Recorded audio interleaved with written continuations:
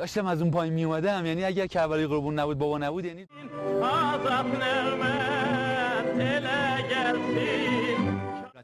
بهترین غذا و خوراک رو براش تهیه می‌کنیم. مانند همه اقوام و اشیاء می‌گذارن که انگار عضوی بسیار محترم از خانواده‌شونه. رسم کشتن گوسفند برای گزنه میزنه، بد جوری هم میزنه. ایران رو زیباتر و جذابتر میکنه هنر و صنایع دستیه. گلیم، زیلو، جاجیم، خورجین، پلاس، چادر، حسیر، مفرش زیادی به نابودی کاملش باقی نمونده. چیزی که شاید در بخش بافته های اشعارش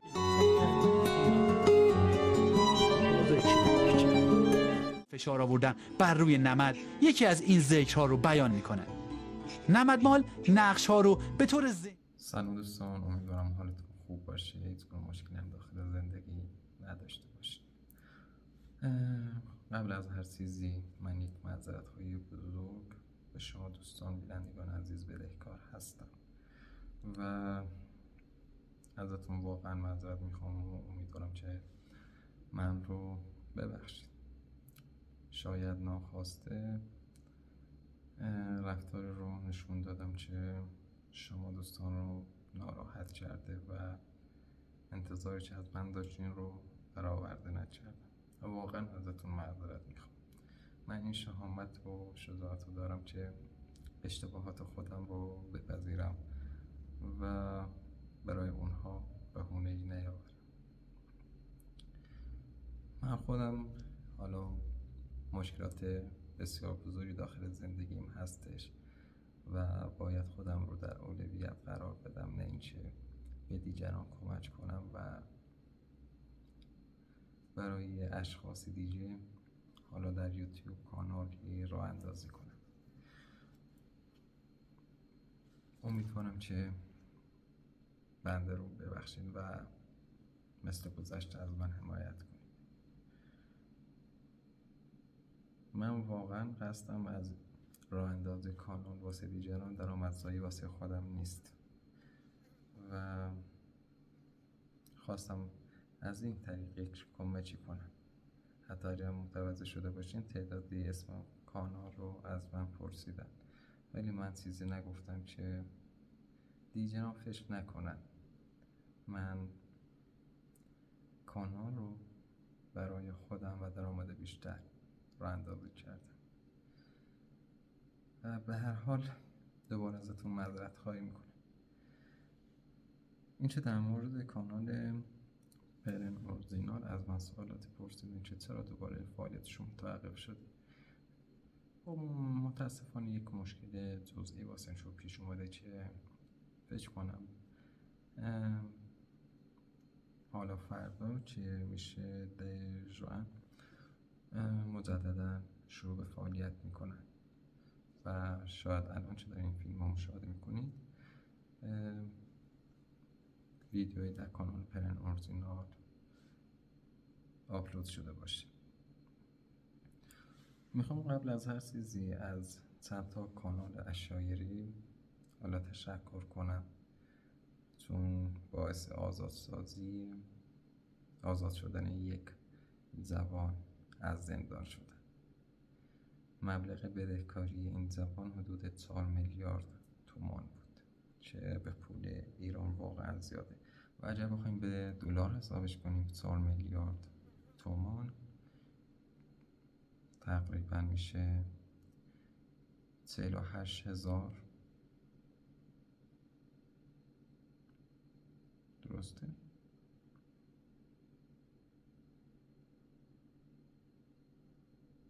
$48,780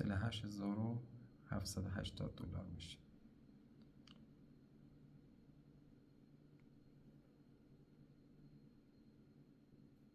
و این مقدار پول رو چند تا کانال اشایری مخصوصا کانال پرن اورجینال حالا تونستن با همکاری دیگه و سایر مردم منطقه لردگون آماده کنن و بدهکاری اون فرد جوان رو بپردازن. این فرد که حالا سن زیادی هم نداشت، حدود 30 سال سن داشت، به بیش از بیش از 5 سال بود که در زندان متاسفانه زندانی شده بود و به خاطر مبلغ بسیار زیادی که بدهکار بود حتی اجازه مرخصی رو نداشت و دخترش واقعا دلتنگ شده بود. از این بابت طی یک اطلاع رسانی که آقای حسینی یکی از خیرین منطقه اردوگاه انجام داده بود، چند تا از کانال‌های اشاری مثل پرنامزینان و چند تا کانال دیگه که حالا اجازه ندارم اسم اونها رو بیارم، کمک کردن تا این مقدار پول آماده بشه و اون جوان از زندان آزاد بشه.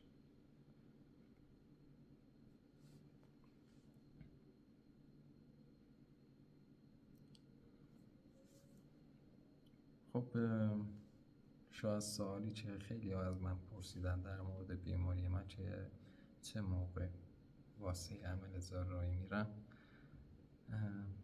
ذهن خیلی از بینندگان رو درگیر کرده باشه و میخوام الان به این سوال پاسخ بدم. خب من حالا نخواستم بیشتر مشکلات خودم رو بیان کنم که دوباره متهم به دروغگویی و کلاهبرداری یا سوء استفاده از احساسات بینندگان نشه. دنبال یک حالا وام از بانک بودم تا بتونم با اون مقداری از بدهی خودم رو که از خرید ماشین دارم بپردازم و با بقیه اون عمل جراحی خودم و درمان خودم رو شروع کنم. و خدا رو شکر امروز که به بانک مراجعه کردم یک خبر خوب بهم دادم و گفتن تا نهایتاً 10 روز دیگه این وام به حساب بانکی من واریز میشه، حسابی که جدیداً راه اندازی کردم و مدارکی که گم کرده بودم یا دزدیده بودم هم خدا رو شکر پیدا شدن. یک جوانی اهل روستای ریگ به من پیام داده که من پیامشو بیارم. سلام، یک کیف مدارکی پیدا شده، فکر کنم مال شما باشه، تماس بگیرید با همین شماره. من با همین شماره تماس گرفتم و انشاءالله فردا اون مدارک رو ازش تحویل میگیرم. در مورد اعتیاد مواد مخدر در ایران از من سوال پرسیدین که آیا اصلا مواد مخدر در ایران ممنوع هستش یا نه؟ بله، هم مصرف مواد مخدر و هم مصرف مشروبات الکلی در ایران ممنوع هستش، ولی از نظر روانشناسی هر چیزی که ممنوع باشه تمایل به مصرف بیشتر میشه. این از نظر روانشناسیه و من نمیخوام چه حالا بگم باید مصرف مواد مخدر لغو بشه، نه.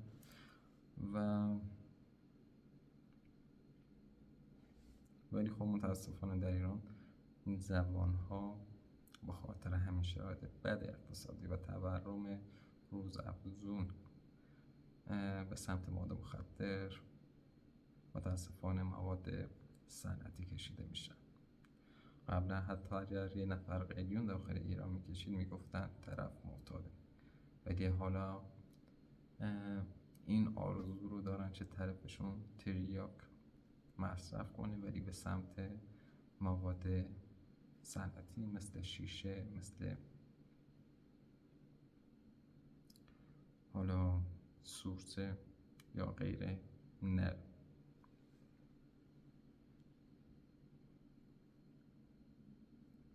میانگین دمای ایران در زمستان چقدر هستش؟ خب قبلا هم گفتم ایران یک کشوری پهناور با وسعت بسیار زیادی هستش که استان به استان میشه تفاوت دما رو به صورت کاملا واضح مشاهده کرد. مثلا الان که حالا دمای منطقه سامان و بختیاری خنک هستش، در منطقه استان بوشهر هوا به شدت گرم و شرجی هستش و در مناطق اصفهان آب و هوای معتدل رو به گرم داره و استانهای شمالی نسبتاً خنک‌تر هستند، ولی هوای شرجی در حال حاضر وجود داره.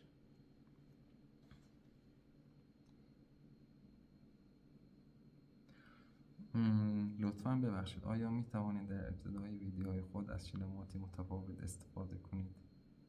چشم، حتی این کار انجام میدم و در ابتدای ویدیو خودم اون جملات رو تغییر میدم. ولی خب اون جملات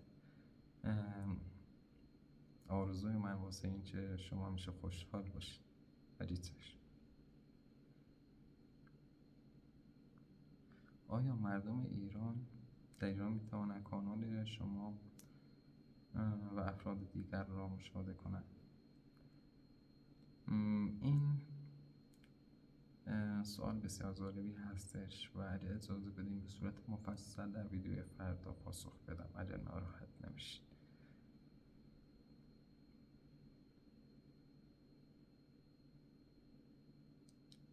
آیا در ایران یک زن شیعه یا سنی می توانند با مرد کشور دیگری ازدواج کنند؟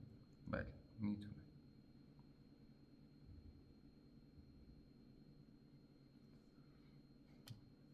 آیا خالکوبی ممنوع است؟ نه، خالکوبی در ایران ممنوع نیست، ولی خب از نظر دین اسلام خالکوبی کردن حرام هستش و حالا فقهایی که در دین اسلام هستن و در ایران وجود دارن بینشون اختلاف نظر هست، چون تتوهایی که با مواد جدید زده میشه احساس درد نداره و شاید بیماری ایجاد نمیکنه و به خاطر همین بعضی از اونها میگن تتو اشکال نداره و بعضی ها هم میگن تتو مثل خالکوبی هستش و حرام هست.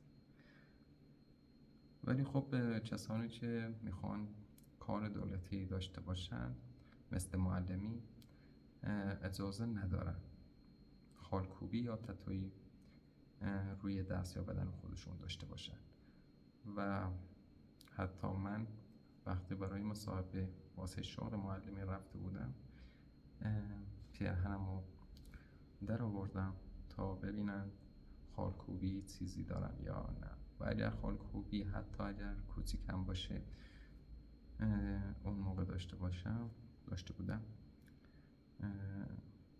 من رو از مسابقه حذف می‌کردن.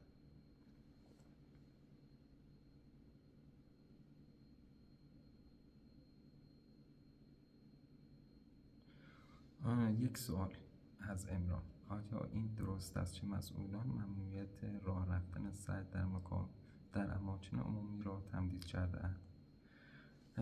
متاسفانه یک قانون جدیدی تصویب کردن که حق ندارن سگ‌ها رو واسه پیاده روی به خیابون‌ها و اماکن عمومی ببرن، که یک جبهه مقابل برای این قانون تشکیل شده. به نظر من سگ یک موجود بسیار وفادار و خیلی خوبی هستش و نباید این گونه با سگ‌ها رفتار کنیم.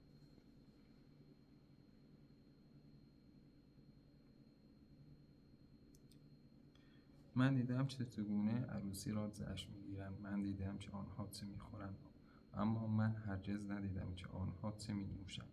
آیا مشروبات الکلی مصرف می‌کنند؟ خب خیر، حالا بعضی از زبان‌ها در مراسم جشن‌های عروسی از مشروبات الکلی استفاده می‌کنند، ولی چیزهایی که روی سفره می‌بینی اکثرا نوشابه و نوشیدنی‌های بدون الکل هستند. آیا در اطراف محل زندگی شما خارجی وجود دارد؟ نه. تمامی کسانی که در این منطقه حتی شهرستان لردگان زندگی میکنند همگی اهل ایران هستند و حدود 99% لرد زبانم.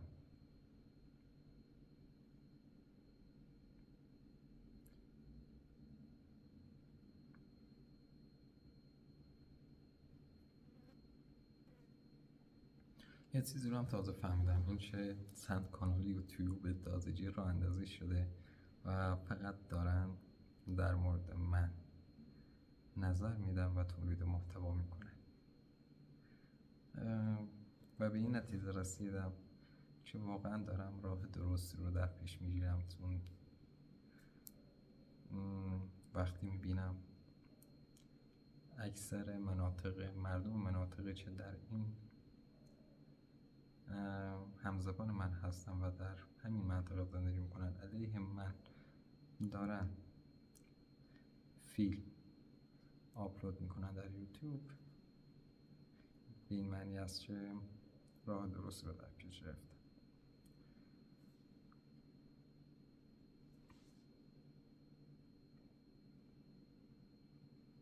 متاسفانه من امروز یک ویدیویی از یکی از کانال ها واسه من فرستاده که واقعا مایه شرمساری ما ایرانی ها هستش. یعنی این فیلم و این ویدیو متاسفانه جوری بود که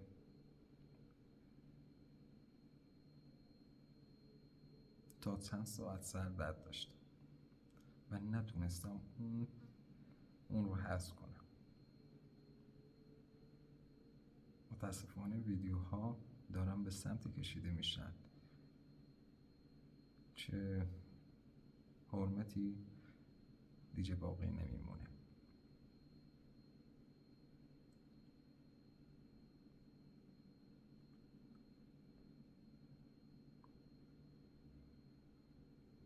کاش میتونستم اون ویدیو رو بهتون نشون بدم، ولی واقعا خجالت میکشم. شما به سوال من در مورد روغن ها جواب ندادید و تکرار میکنم. در قفسه های فروشگاه فقط روغن آفتابگردان یا روغن ذرت میبینم. چرا روغن زیتون نمیبینم؟ خب روغن زیتون قیمتش نسبت به روغن آفتابگردان یا روغن ذرت بیشتر هستش و اکثر مردم توانایی خرید روغن زیتون رو واقعا ندارن. ولی در فروشگاه بزرگ، مثلا در فروشگاه بزرگ در لردگان یا شهرهای دیگه، روغن زیتون هم به وفور دیده میشه. ولی در شهرهای کوچیک مثل همین شهر سردش یا روستاهای اطراف 100% از مردم از روغن آفتابگردان استفاده میکنن.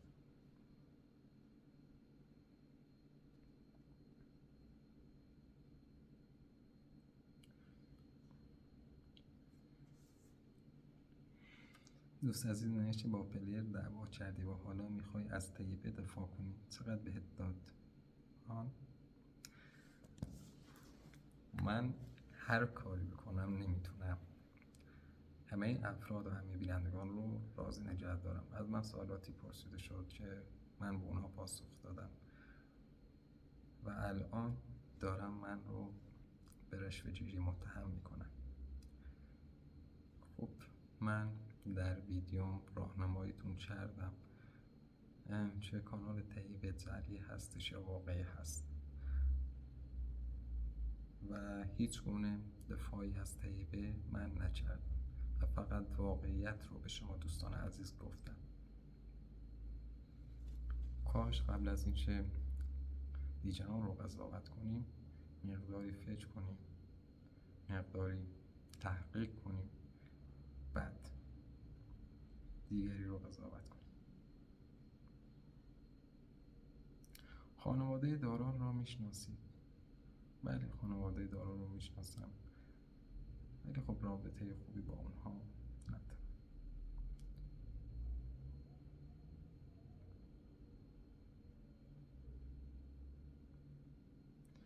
امران تکلیف بچه‌های فروخته شده چه میشود؟ آیا آنها برای کار و همچنین اهداف جنسی برده شده‌اند یا در این نوع معاملات شیطانی چه اتفاقی میافتد؟ من نمیدونم. حالا منظورتون اینه که در کانالی بچه‌های رو بوده شدن و پیدا نشدن، ولی بیاین بهتون بگم در واقعیت به چه شکلی هستش.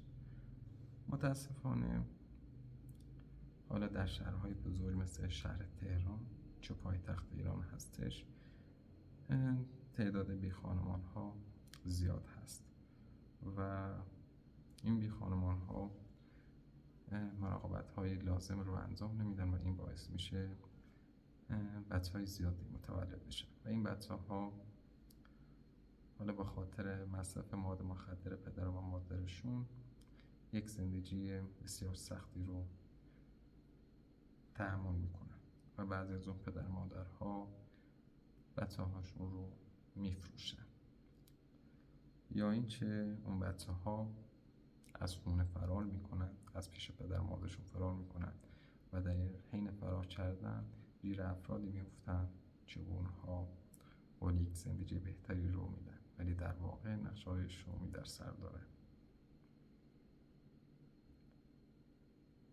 متاسفانه در شهرهای بزرگ مثل تهران اتفاقات بسیار وحشتناکی در حال وقوع هست و من واقعا دوست ندارم حتی یک بار هم به تهران برم و اونجا رو از نزدیک ببینم. هرچند که زیبایی های زیادی هم داره. چند روز پیش دختر نوجوانی به نام الهه حسین نژاد یک تاکسی اینترنتی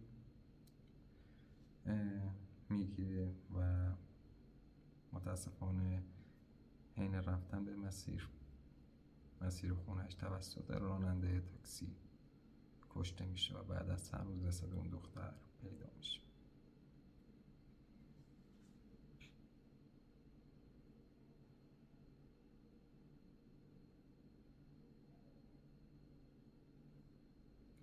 قبل از اینکه خانه آنها در درجیه‌های قبیله‌ای سوخته شود این خانواده با چه چیزی زندگی می‌کردند؟ خب قبل از اینکه حالا درگیری‌ها صورت بگیره اکثر مردم، حالا قبل از اینکه یوتیوب در این منطقه رواج پیدا کنه، اکثر مردم مشغول کارگری در شهر اصفهان، مشغول تاکسیرانی یا بردن کاه گندم به شهر اصفهان بودن.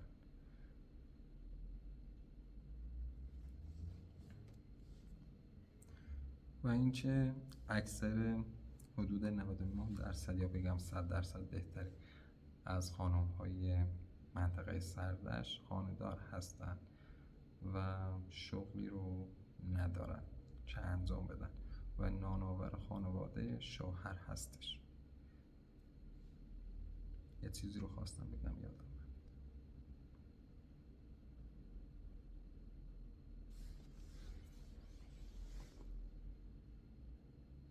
چرا شوهرانشان وقتی این درگیری ها میشوند به فکر خانواده هایشان نیستن؟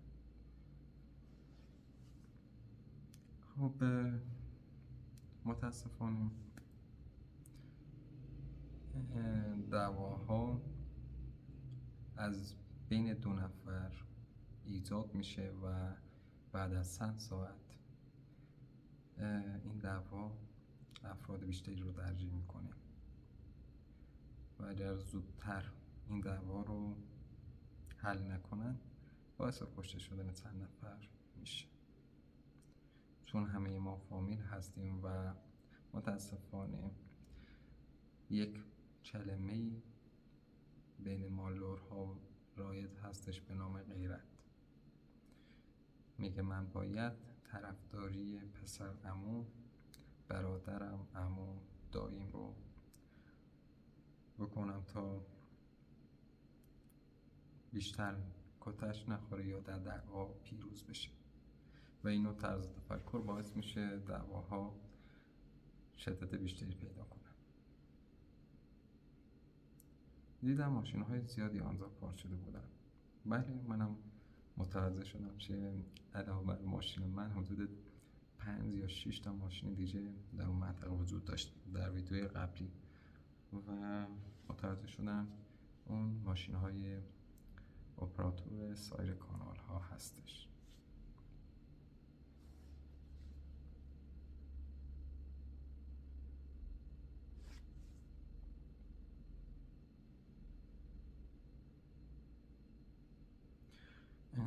گفتیم برای خونه چه کار کردی؟ آیا خونه جدید پیدا کردی؟ ببخشید من خورده.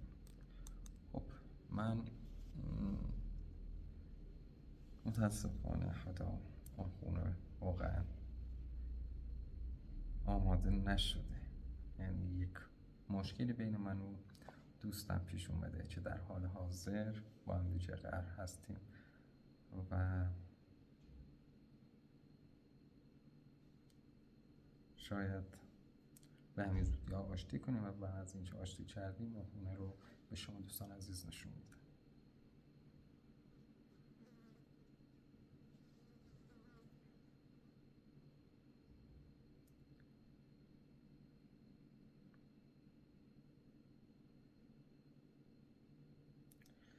سلام جناب امران، این 2 کانونی هست که الان تبلیغ میکنید. خب بله، متاسفانه حالا شاید دارم زیاده روی میکنم و از مسیر و هدف کانال داشتن دور میشدم، ولی بهتون قول میدم ویدیوهای من از این به بعد از زندگی روزمره خودم هستش و از طبیعت ایران یا فرهنگ ایرانی. من فقط 2 کانال رو اندازی کردم، یکی برای سروش رفیقم بود که فکر کنم در حال حاضر حدود 190 تا مشترک داره و این کانالی که واسه اون خانواده رو اندازی کرد.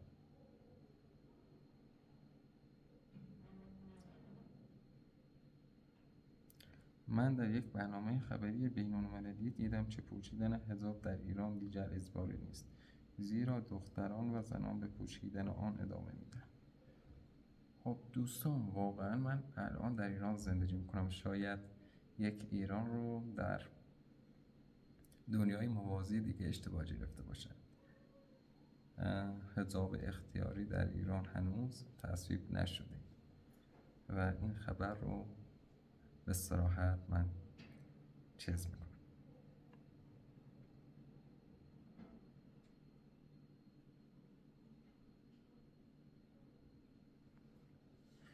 گفتی بچه 7 سالی پیش پدرش میرود، از نظر روانی ظلم است. اکنون تعجب نمی کنم که زنان در کوهستان از دست شوهران خود پنهان می شوند. چه کسی میزان مهریه را تعیین می کند؟ خب خانواده های عروس و داماد قبل از اینکه مراسم عروسی و مراسم عقد رو برگزار کنم بر میزان مهریه به توافق می رسند و خانواده ها هستن و عروس و داماد که میزان مهریه رو تعیین می کنن. در مورد کودک معلولی که در سن 9 یا 15 سالگی قادر به انتخاب نیست می شود؟ خب من واقعا نمیدونم، ولی خب حتما در ویدیوی فردا به این سوال پاسخ میدم، چون میخوام تحقیق کنم و یک جواب درست به شما دوستان عزیز بدم و نمیخوام اطلاعات غلطی انتقال بدم. کسی تو ایران کیسه خرید به فروشگاه نمیاره. خب نشه چرا کسی تو ایران کیسه خرید به فروشگاه نمیاره؟ شاید این از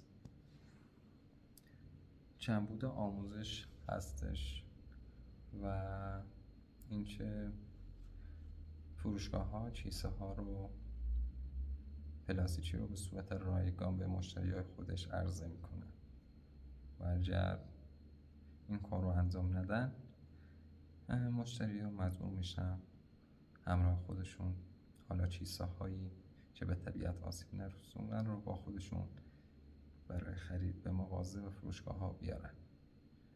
حالا من نمیدونم درسته یا غلط، ولی شنیدم که در کشورهای اروپایی هزینه کیسه های پلاستیکی واقعا گرون هستن و با این خاطر افراد اونجا واسه خرید کردن همراه خودشون حتما از خونه یک کیسه یا یک سبدی میارن.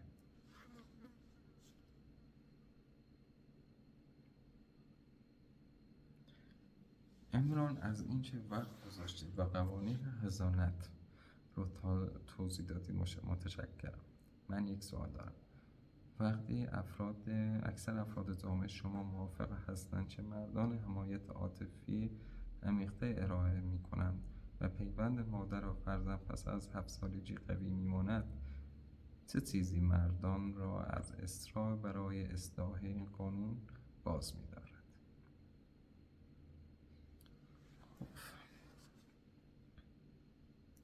واقعا نمیدونم. شاید به خاطر اینکه در ایران مرد سالاری رواج داره و اکثر کسانی که منصب دارن و مسئولیت کشور رو بر عهده دارن مرد هستن و نمیخوان آزادی بیشتری به زنان بدن.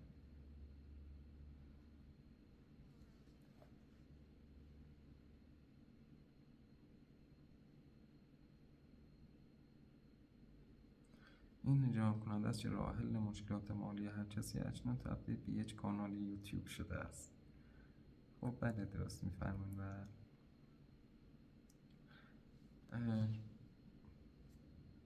من خودم حالا منبع اصلی درآمدم از یوتیوب هستش و این رو هم مدیون شما دوستان عزیز هستم و مثل شاید سایر کانال ها درخواست پول یا راه اندازی ساخت فیلمنامه سناریو نیستم. ولی خب من به این فکر افتادم که یوتیوب نمیتونه همیشگی باشه و شاید کانال من حذف بشه و باید به فکر یک منبع درآمد ثابت باشه علاوه بر معلمی. و حالا چند روزی هستش تحقیق میکنم که اگه بشه بعداً یک پرورش بیلرسین را بندازم.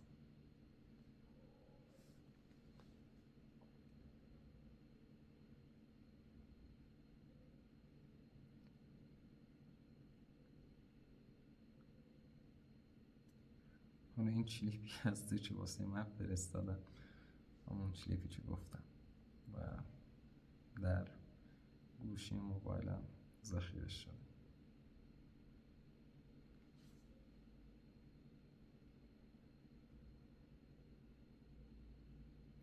وقتی میگویید ایران یوتیوب ندارد گیج میشوم. چگونه بسیار از مردم کانال دارند و ویدیو ارسال میکنند؟ چرا کسی باید به اپراتور پول بدهد؟ آیا آنها نمیتوانند فقط از خودشان ویدیو بگیرند و در کانال خود ویدیو بگذارند؟ خب این یک سوالات فنی هستش و همراه اون سوال که گفتن در ویدیو بعدی پاسخ میدم، به این سوالات هم پاسخ خواهم داد. این چه تولدیه؟ چی؟ آهنگ روز رو نمیخونی؟ خب خیلی ها تولد خواهرمون تبریک گفتن و ممنونم از این تبریکاتون، ولی خب آهنگی رو نمیتونستم بذارم چون قوانین یوتیوب واقعا این روزها سختگیر شدن و باعث میشد کپی رایت بخوره اون ویدیو.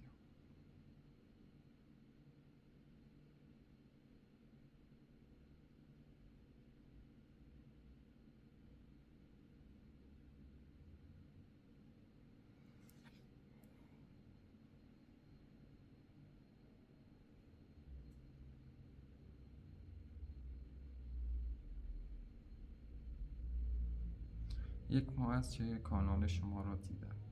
برای عیادت مادر بیمارم به سفر رفتم. اگر وقت داشته باشم برمیگردم. هیچ کس بهت نگفته عمران یک ماشین دیگر غیر از سفید دیدم؟ لاغر شدی.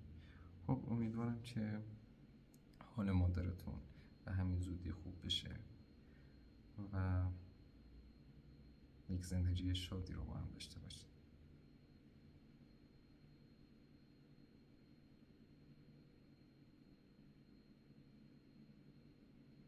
ما در روزگاری زندگی میکنیم که عاقل باید سکوت کند تا نادانها آزرده نشود. بله، حق با شماست واقعا. چرا ماشین شما مشکی است؟ خودت گفتی حرامه. همه ماشین ها باید سفید باشه.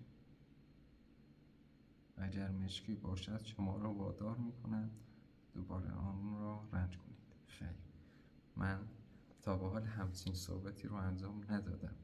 از من دلیل اینکه چرا اکثر ماشین ها سفید هستند رو پرسیدن و من پاسخ دادم و هیچ رنجی در دین اسلام حرام نیست.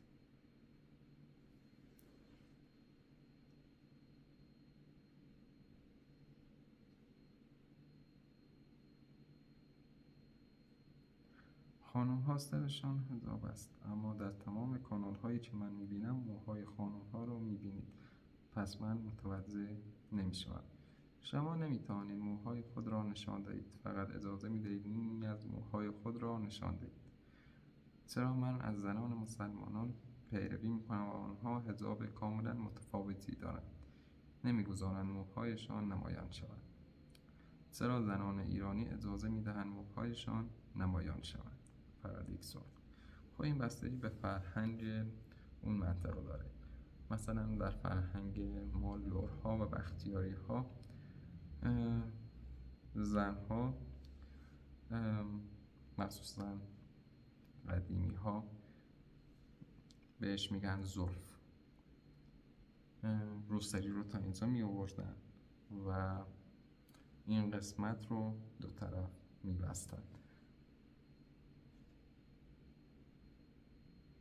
این بستگی به فرهنگ و منطقه داره و واقعا نمیتونم یک دلیل منطقی واسش بیارم. چرا به سوالات مهم پاسخ نمیدهید؟ میخواهم بدانم چرا عید قربان را نمیگیرید؟ من هیچ نشانی از دشت و حتی تبادل تبریک بین شما پیدا نکردم. بله، حق داریم. حالا من واقعا نتونستم عید قربان چیزی واسه فقیرها حالا نذر کنم و قربانی کنم و اونها رو به اونها پیشکش کنم، ولی عید قربان رو به مسلمانان تبریک گفتم، کسانی که میشناختم، و اینکه متاسفانه این روزها اکثر مردم از دین فاصله گرفتن و کمتر کسی حتی نماز یا روزه میگیره.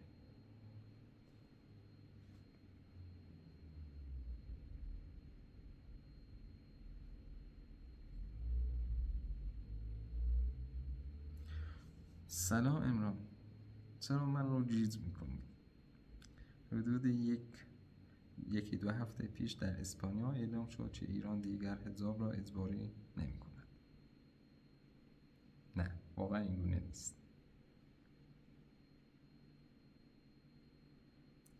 سلام امران، خالکوبی های مستطیلی در پشت دست زنان به چه معناست؟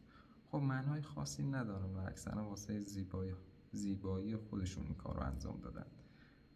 قبلا زنها بر این باور بودن که هر چقدر که تتوی بیشتری داشته باشن، خالکوبی بیشتری روی دست یا روی پیشونی خودشون داشته باشن، باعث میشن جذابتر و زیباتر به نظر برسن.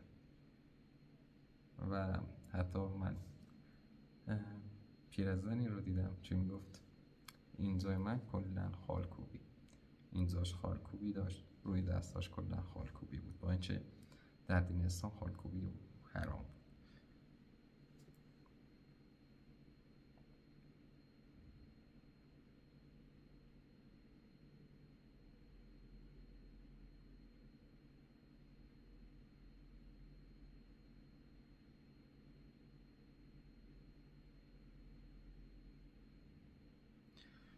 در کانال‌های شاری اکثرا زنان فرمان میدهند و با شوهران خود دعوا میکنند.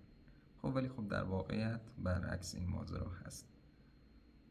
مردم دعوا دستور میدن و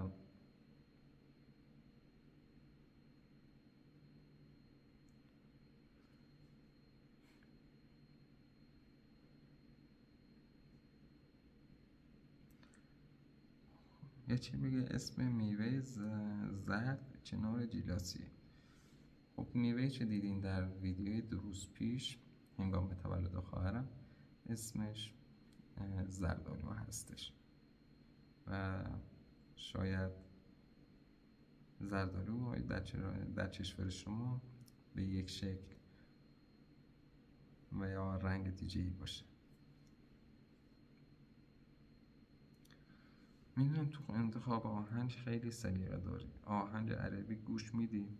میشه اسم آهنگ‌های عربی چه گوش میدی رو بگی؟ خب من واقعا آهنگ عربی رو گوش میدم ولی اسم خواننده ها رو واقعا بلد نیستم. در یک کانال داخل حالا روبیکا که یک برنامه ایرانی هست، اپلیکیشن ایرانی، باز شدم و در اون آهنگ ها رو دانلود میکنم.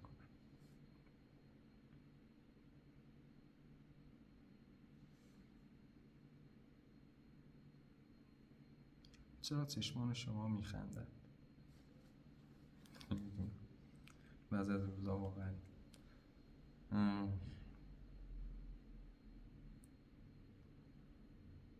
شاد هستم و بعضی روزا واقعا غم از چشام میباره.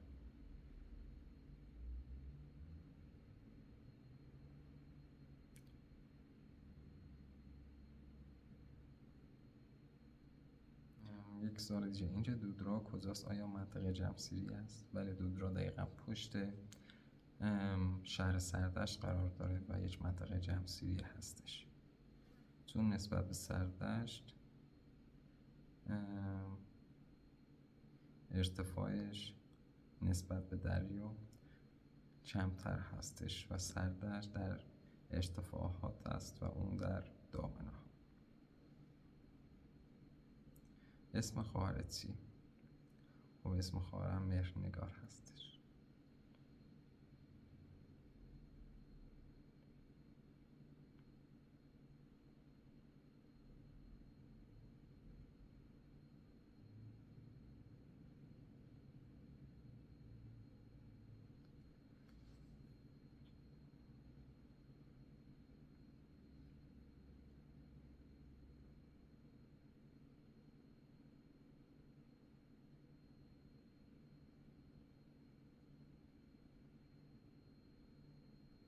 خب دیگه دوستان، حالا بعضی از سوالات رو هم پاسخ ندادم و از اون بابت ازتون معذرت میخوام، چون نمیتونستم به اونا پاسخ بدم و اینکه امیدوارم هر کجای جهان هستید یک زندگی شاد، پیروز، موفق و پر از برکتی داشته باشید.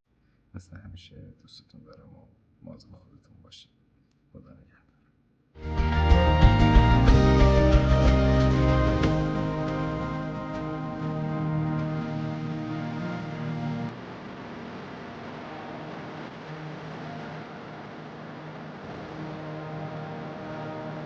مهمان نوازی از ویژگی‌های بارز فرهنگی مردمان سرزمین ما ایرانه.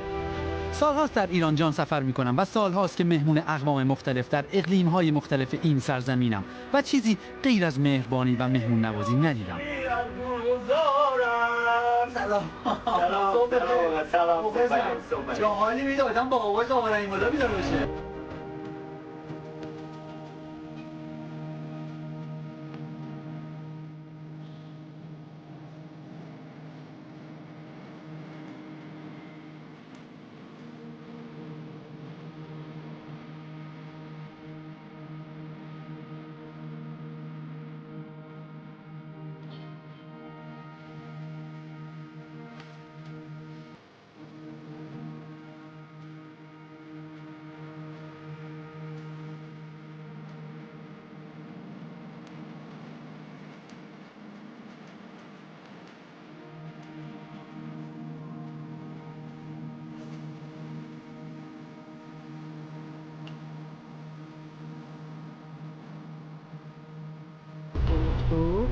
Mənimki birdən oğlan olar. Hələ bilmirdi də oğlandı qızdı. Bu narahat olar. Gizlində افتخار همصحبتی با کربلایی و همسر مهربونش باعث شد تا آگاهیم نسبت به ایل شاهسوند بیشتر بشه و چیزای زیادی در مورد یکی از اقوام عزیز ایران جان یاد بگیرم. پیشه اصلی عشایر شاهسوند دامداریه و خانواده کربلایی قربان هم مانند همه عشایر دامدار بودن. اما وظیفه چروندن دام در این خانواده بیشتر با حیدر بود، چرا که علاوه بر توانایی جسمی بالا از تجربه بسیار خوبی در امور دامداری برخوردار بود. حیدر سلام. سلام مخلصم. چه بخوری اینجا. خوبی؟ خسته نباشی.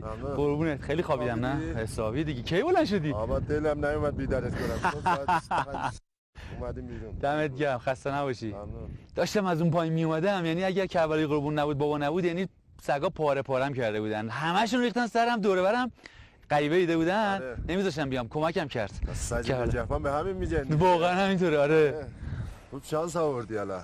اینا رو سگا نباشن نمیتونیم اون گوسفندا رو نجات بدیم. آره قبول دارم. اینجا خیلی گرج و خرس و این کوها مثلا الان یه ماه پیش پر خرس بودن. نگهبانن دیگه، به نوعی نگهبان شماست. نگهبان مسلح به دندان. آره بابا.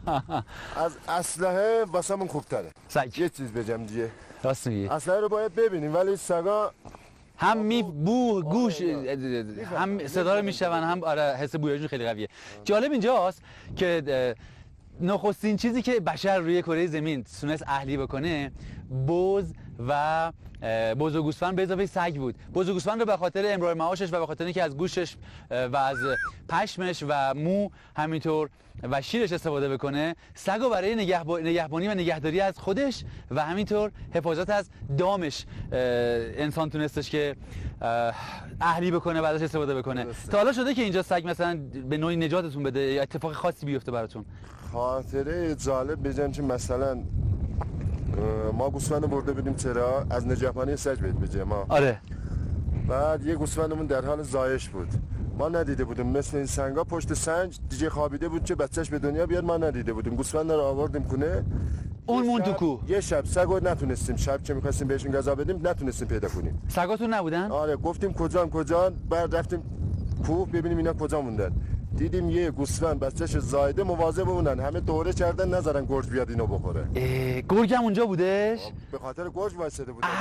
فکر کن چقدر وفادار این سگ، مسئولیت پذیره. آره. چقدر جالبه. آره.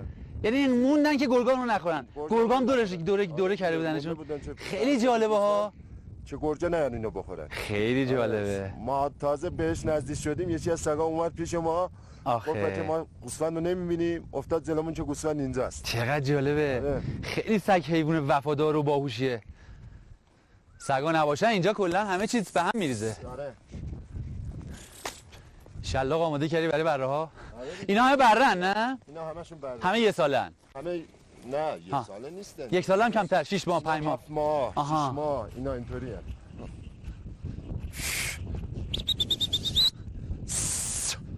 برو. هی خست. بذار واسه همونجا. هی در اینجا رو یه چاله بزرگ کندن چیه؟ اینا چیزن دیگه، مثلا واسه بعضی آدم میان زیر خاک اینا. یه چاله بزرگ اینجا کندن، بعد خیلی ها هیدر میگه که بعضی هم اینجا یواشکی زمین رو میکنن دنبال زیر خاکی هن. اما نابرد رنج میسر نمیشود. دیگه بعضی ها اینجا زندگی میکنن دیگه.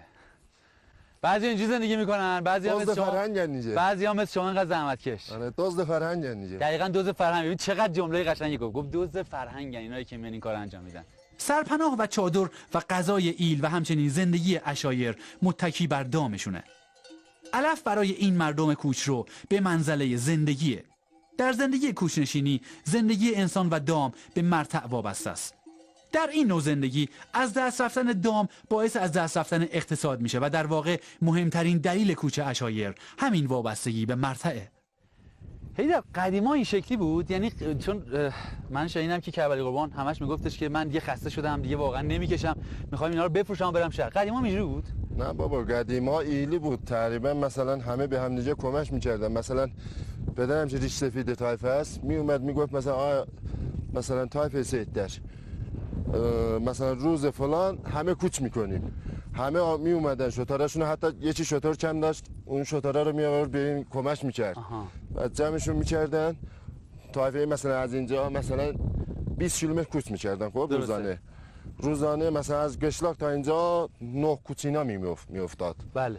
و یکی می اومدن دیلا میرسوندن، بعد میرفتن دوباره کوچه بعدی رو بیارن. خب اگه کسی نبود کمکتون بکنه شما کارگر نیرو چیزی داشتید؟ اون موقع کارگر خیلی نیرو زیاد بود. خدمه اینا مثلا چوپون برده جدا بود، چوپون گوسفند، چوپون گوت و چوپون مثلا 4 تا چوپون مثلا پدر مینا داشتن.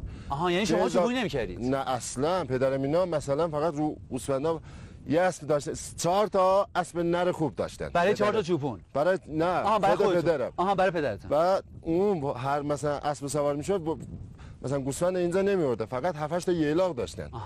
یه بار میرفت مثلا رو اون گوسفند نگاه میکرد، فقط سرچشی دیگه. فهمیدم. یعنی در حقیقت پدر شما و پسر بزرگا این مدیریت میکردن. بعد چوپونا انواع اقسام گوسفنده و بره ها بزرگ میشیار به قول خودت اینا رو چوپونی میکردن. آره واسه خونه اینا. تازه یه چیز جالب بگم، مثلا واسه آب و هیزم اون موقع گاز نبود، چیز نبود، مثلا هیزم بود دیگه همه چی. بله درست. واسه آب چه مثلا از چشمه می آوردن، هیزم یه دونه خدمه داشت. مثلا واسه خونه چه تمیز آب و جارو میکردن، زن چوپونا وظیفه‌شون بود. و چی بگم مثلا واسه گوسفنده ما نمک میدیم مثلا روزانه 3 بار. اون موقع مثل این نرم نبود، سنگ بودن اون. بله. نمک‌های سنگی بله بودن. درسته، سنگ نمک. زن چوبونا مثلا هفته یه بار جمع میشدن، اونا رو با دست مثل آرد ریز میکردن واسه گوسفندا. چقدر جالب. یعنی نزدیک 10-15 نفر فقط شما خدمتکار داشتید که شاید از اونم بیشتر بود. حقوق میدادید بهشون و بعد اونا کمکتون میکردن. ولی الان خب کجا پس چرا نیستن؟ الان دیگه خداشوش همشون وضعیتشون خوب شده دیگه. مثلا نمیان مثلا این بیرون این زحمت رو بچشن دیگه، رفتن شهری و اینا شدن دیگه. یعنی چون وجود نداره چوپون و نمیتونن کمکتون بکنن، یعنی کارگر و خدمتکار ندارید که دیگه بتونید این کار رو ادامه بدید. برای همون بابا میگه که خسته شدم میخوام برم. آره دیگه. الان مثل قدیما مثلا خانواده ما از 2000 تا 1500 تا پایین گوسفند نداشت خب، ولی الان شده 300 تا 400 تا. اگه این همینجوری ادامه پیدا بکنه چی میشه؟ همینطوری کم کم میره به چیز دیگه، سقوطی دیگه. چی بگم؟ یعنی کل زندگی عشایری شاهستان از بین میره. البته بیشتر عشایر الان به این شکل هستن و همینجوری داره روز به روز کم رنگ‌تر میشه فرهنگشون، زندگی عشایری. درسته. و خب این یه اتفاق خیلی بدیه، به خاطر اینکه بخش بزرگی از هویت ملی این کشور همین اقوامی هستن که فرهنگ‌های مختلفی دارن. درست. تو اون فرهنگ‌ها موسیقی مختلفی هست، زبان، لهجه، گویش، اون صنایع دستیشون، حتی سازه‌های خونه‌هاشون. چون خونه شما واقعا منحصر به فرد، معماری خونه‌تون، همه اینا وقتی از بین بره بخش بزرگی از هویت ملی این کشور است. درست. افسوس.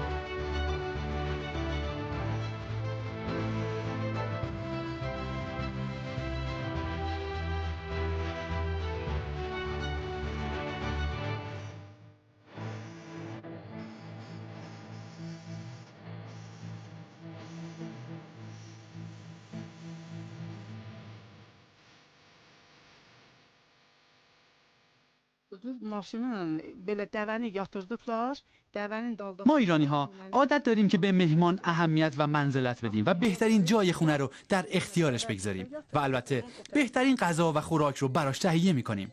مانند همه اقوام و عشایر ایران، مردم شاهسون هم به مهمان نوازی مشهورن. شاهسون ها جوری به مهمانشون احترام میگذارن که انگار عضوی بسیار محترم از خانواده‌شونه. رسم کشتن گوسفند برای میهمان یکی از سخاوتمندانه ترین رسوم عشایر ایرانه و اون روز کربلایی قربان بدون اطلاع من برای پخت خوراکی محلی و اصیل توسط همسرش سکینه خانم یکی از گوسفندهاشو سر برید. پیش از آماده شدن نهار همسر کربلایی به من یک مأموریت داد، مأموریتی که برای انجامش باید به طبیعت میرفتم تا برای شام بشه یک خوراک اصیل ترکی و بدون گوشت مهیا کرد. عجب جای باصفایی امیر حسین، پر از پونه و سوسن عنبره، هر جا آب باشه همینه. آقا جواد گزنه‌اش خیلی خوبه. گزنه اینجا خوبه؟ مونا گزنه‌اش خوبه؟ مونا تایید بکنی یعنی گزنه‌اش خوبه. بچینیم. خیلی باحاله. با سکینه خانم که صحبت می‌کردم، کربلایی سکینه به من گفتش اگر اون غذای ساده رو می‌خوای که توش گوشت هم نباشه، خیلی هم خاص باشه و مختص شاهسونا هم باشه، حتما باید بری کف دره گزنه تازه برام بچینی. منم گفتم چشم. ولی تا حالا تو عمرم گزنه نچیدم چون گزنه میزنه، بد جوری هم میزنه.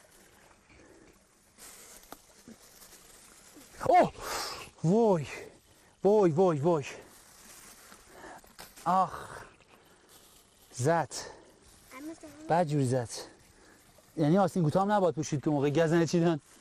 گزنه من خیلی شنیدم تعریفشو که خاصیت‌های زیادی داره، اما نمیدونم چه غذایی میخواد سکینه خانم بپزه برام. با گزنه میزنه، چجوری میخوایم بخوریمش؟ برام عجیبه. وای وای وای وای وای وای بدجوری میسوزه و میخوره اینجا. عزیزم مونا خورد به دستت؟ آره میسوزه دستت؟ من انگار بچه سوسوله اما مونا اصلا سر صداش در نمیاد، ولی من بدجوری داره دستمو میسوزونه. قطعا همین سوزشی که من دارم مونا هم داره ولی صداش در نمیاد. یه فرق بین یه بچه شهر و بچه طبیعت همینه دیگه. بچهای طبیعت مقاوم‌ترن. دخلتون امشب میارم، صبر کنید. گزنه های کافی رو برای پخت شام چیدم و به آلاچیق برگشتم تا شکم گرسنم و با یه خوراک بی‌نظیر ایرانی شگفت زدم. به عجب نونی، همون نونی که صبح داشتن میپختن. آج خوشگلشن نوار میگه یخچن انشالله. اینجا خیلی رسمه که بین همه طوایف و تیره ها که مهمونی تو خونه هم میان و میرن و یکی از در حقیقت یکی از سرگرمی‌های همه مردم شاهسون اینجاست و خیلی اعتقاد دارن که حتما هفته به هفته همدیگه رو باید ببینند و چون اکثر طوایف با همدیگه ازدواج میکنن، دختر میدن، پسر میگیرن، به همین دلیل با همدیگه همه با هم به نوعی فامیلن و خیلی رفت آمد دارن و امروز اسم شریفتون چیه؟ حاجی برات. حاجی مراد؟ حاجی برات از یه طایفه دیگه است اما از فامیلای دور کربلایی هستش و مهمون اومده اینجا تا یه نهار خیلی ویژه برامون درست کرده مادر. ببینیم چه نهاریه. کربلایی نمکگیر شدم. نمکگیر شدی. دیگه نمکگیر شدم. نون و نمک اول بخوریم. هرچی o نمکی یسا da ediyorsun خیانت ediyor bilmem. دقیقاً. Hacavattin oğlunun macerasını desene. Kimi? Macerayı dozları beş begu dedi. ماجرای دوزه چیه؟ Dozlayır henüz macerayı اینه de. نمدیم. Gayret elleşerdiler ki bir adamın tut tören yemeyeler. Tut tören çeyende diğerler evimiz yıkıldı. Daimuna xəyanət eləyə bilmərik. Acayip, çaqal eləyə bilmərik. Zamanaya geldi. Aşırar ki ziyad بود. Mesela müyümeden این وسط dozli mozli میکردن. بعد مثلا یکی میومد اینجا که مثلا به زور میگفتن آبیا تو غذا بهش میدادن. میگفت ما اومدیم مثلا واسه دزدی ولی نمکگیرمون کرده دیگه نمیتونیم دزدی کنیم. عجب، یعنی اون دزدم اعتقاد به نمکگیر شدن و نمک داشته. Evet. کربلایی یعنی دزدان به اون نمک و نون و نمک خوردن اعتقاد داشتن؟ بله این چیه؟ این بزباشه. وای این یکی از بهترین غذاهای کل دنیاست. بزباش رو خیلی جاها داریم. تقریبا تو شهرهای مختلف کلمه بزباش و غذای بزباش رو داریم، اما این بزباش کاملا متفاوته با بقیه بزباشا. بزباشایی که ایل شاهسون میپزن، اول اینکه این مراتب فوق العاده مراتب بی‌نظیریه و از علوفه و از گلوگیاهای فوق العاده منحصر به فرد و متنوعی برخورده و دامی که اینها رو داره میچره خب گوشش فوق العاده است. دومی که بهتره که اصلا سکینه خانم توضیح بده. سکینه خانم اینو چجوری درست میکنید؟ Bu təbii elə ətdir ki, özümüz kəsmişdik, Bəli, buz əti. bəli. Onu bişiririk. Mənzur yəni qovururuq. Soğan vururam, sarı yağ ataram. Sarı yağla soğan qovurular. Qovurandan sonra qızardandan sonra əlbəttə. Qızardandan sonra əti də tökürük içinə. Ətlə bahəm qızarır. Ondan biraz su atıram. Mənzur sarı kök atıram. Bəh. Sarı kök atıram. Qalır, qaynayır, həlləşir. Kamilcə həll olur. Həlləşəndə qatığı, təbii qatıq, qoyunun qatığıdır da. Bəh. O qatıqdan çalıram, tökürəm bunun üstünə, bu olur bozbaş. توی دوغ چیز دیگه هم میزنی؟ Həmin qatıq ki, elə dağ deyirəm. Ona Xop, bir dənə də yumurta Aha, vururam. yumurta. Bir dənə yumurta vururam ona. Niyə? Ki, o çürüməsin. Aha. Mənzur o yumurta vurmayanda da yumurta vuranda da belə eləmir. متوجه شدم. Qarışdırmıram. دقیقش شما Hələ بگید. yumurta vurmayanda mən məcburan gərək qarışdıram ki, çürümür. کاملا متوجه شدم. اینو گفت پیاز پیاز رو با روغن زرد سرخش میکنه. روغن زردیه که از روغن حیوان. روغن حیوانی اینجا واقعا منحصر به فرده. روغن حیوانی فکر میکنم که نمیدونم چند کیلو روغن حیوانی از چند کیلو کره گرفته میشه. کره های محلی اینجا که کاملا گوسفندی و فوق العاده ارگانیک و تمیز و درجه یک به دست سکینه خانم ساخته میشه درست میشه، ازش روغن میگیرن. اونو انقدر میجوشونن، درسته میجوشونید دیگه کره رو، کره محلی رو میجوشونن و ازش روغن میگیرن. اون روغن فوق العاده پر انرژیه و پیازداغو توی اون سکینه خانم گفتش که تفت میدن دیگه. بعد گوشت دوباره با تفتش میدن. چه گوشتی؟ گوشت بره دیگه. وای گوشت بره، بهترین گوشت ناب دامنه های سبلان که خوشمزه ترین گوشت گوسفندی کل ایران به نظر من. بعدش sen توضیح من دیدم ده. بعدش گفتش که Yumurta vururam. eti pişirdiğin yere cehde. Etten var. یعنی بعد از اینکه گوشت رو پختید چیکار میکنید؟ Quş ətçi pişdi, pişəndən sonra qatığını vururam, dedim də, qatığını dağ çalıram. Öz sizin söz, dağ. Ona gətirirəm, yumurta vururam ki, çürüməsin, day kamil qalır, o pişir. Doğu میگیره. بله. و به دو هم یه تخم‌مرغ اضافه میکنن که نباشه. یعنی تیکه تیکه نشه.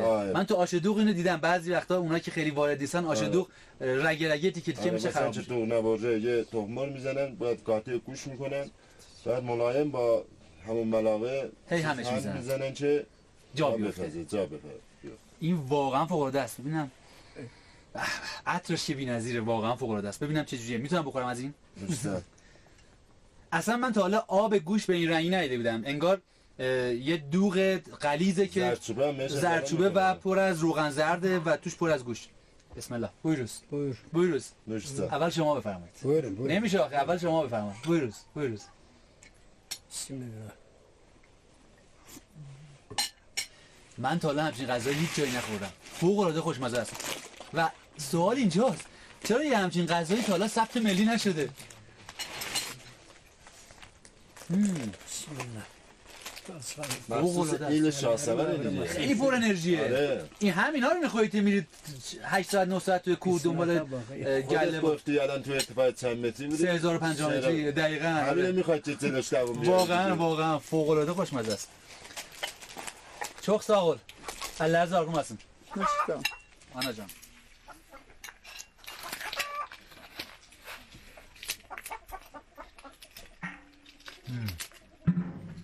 یعنی واقعا طعمش فوق العاده است.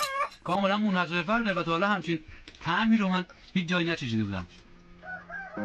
من برای نخستین بار بود که این خانواده مهربون رو در دامنه‌های سبلان ملاقات می‌کردم، اما انگار تک تک اعضای خانواده رو از کودکی می‌شناختم و باهاشون بزرگ شده بودم.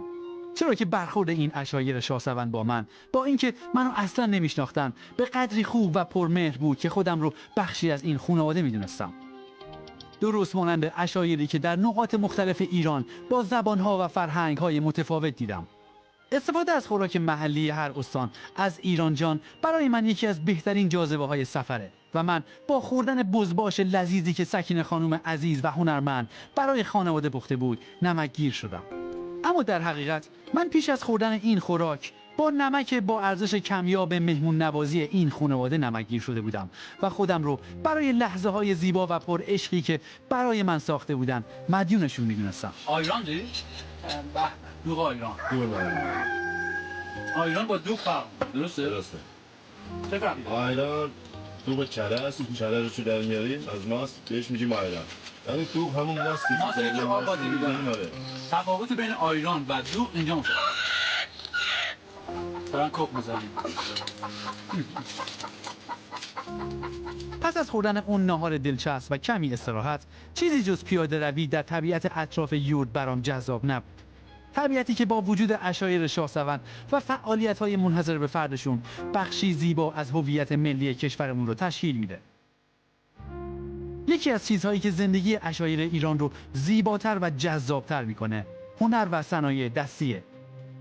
دست‌بافته‌های عشایری ایل شاهسوند مانند دیگر ایلات و عشایر ایران بسیار متنوعه و چون زندگیشون بر پایه پرورش دام و تولید فرآورده‌های دامی به ویژه گوسفند و بز استواره، مواد اولیه مورد نیاز برای خلاقیت و ذوق هنری زنانشون رو هم از همین طریق تأمین میکنن. خانم‌های ایل هر چیز بافتنی از جمله قالی و قالیچه، گلیم، زیلو، جاجیم، خرجین، پلاس، چادر، حصیر، مفرش، نمکدان و پاپوش رو معمولاً بدون نقشه و طرحی که روی کاغذ پیاده شده می‌بافند. اونها نقشه‌ها و طرح‌های زیبای روی بافته‌هاشون رو با نقشه‌های ذهنی که در قلبی عاشق از طبیعت زیبای پیرامونشون الهام گرفته می‌بافند و کیه که ندونه عشق چه تصاویر زیبایی خلق می‌کنه. در میان صنایع دستی شاهسوندهای هنرمند چیز بسیار با ارزشی وجود داره که امروز اما نفسهاش به شماره افتاده و زمان زیادی به نابودی کاملش باقی نمونده. چیزی که شاید در بخش بافته های عشایر شاهسوند جای گرفته اما هرگز بافته نمیشه و اون چیزی نیست جز نمد. نمد در کشور ما ایران در هر استان و منطقه‌ای سر و سری داره که با شکل‌های انتزاعی و نمادین و رنگ‌های برگرفته از طبیعت نشان حضور خرد فرهنگ‌های غنی در هر گوشه از ایرانه. صنعت و هنر نمدمالی با تمام اعضای بدن در ارتباطه و نمدمال همراه با حرکات موزون و دلنشین دست و پا و خوندن شعر خستگی رو از تن خسته خودش بیرون میکنه. دستان پرتوان نمدمال نقش‌های رنگارنگ طبیعی رو با نقوش ساده و صمیمی تبدیل به نمد میکنه.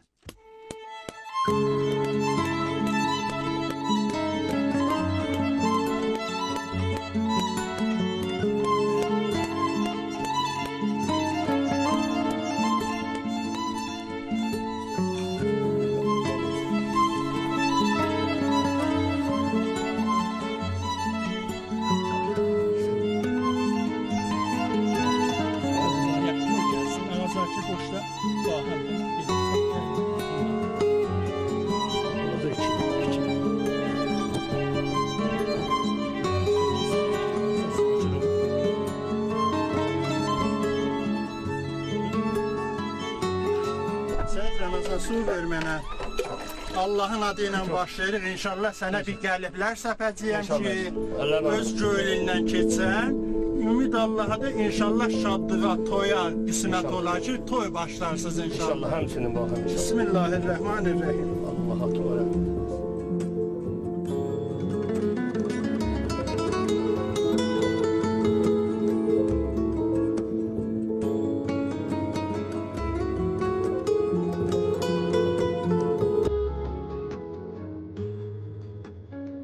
روایت داستان خلق اولین نمد افسانه جالبیه که شنیدنش خالی از لطف نیست.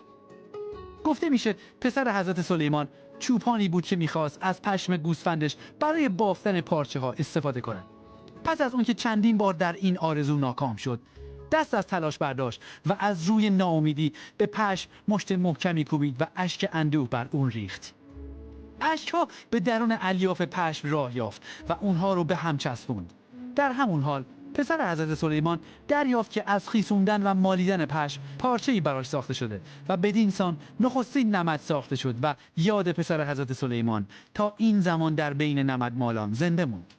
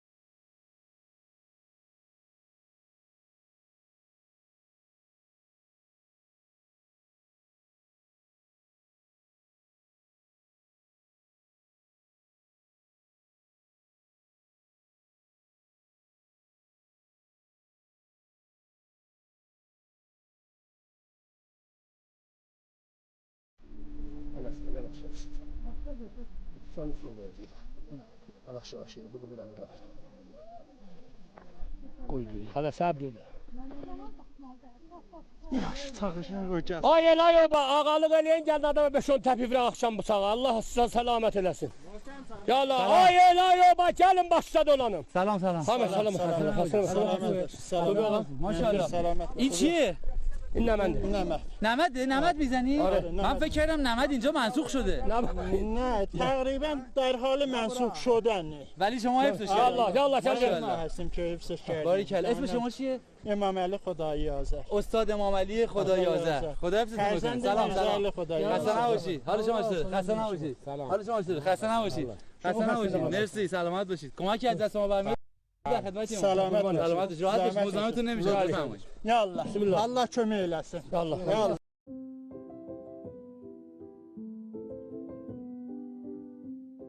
استادکار نمدمال مانند یک نقاش از ذهن خودش کمک میگیره و کار رو با ذکر علی و هاهی آغاز میکنه.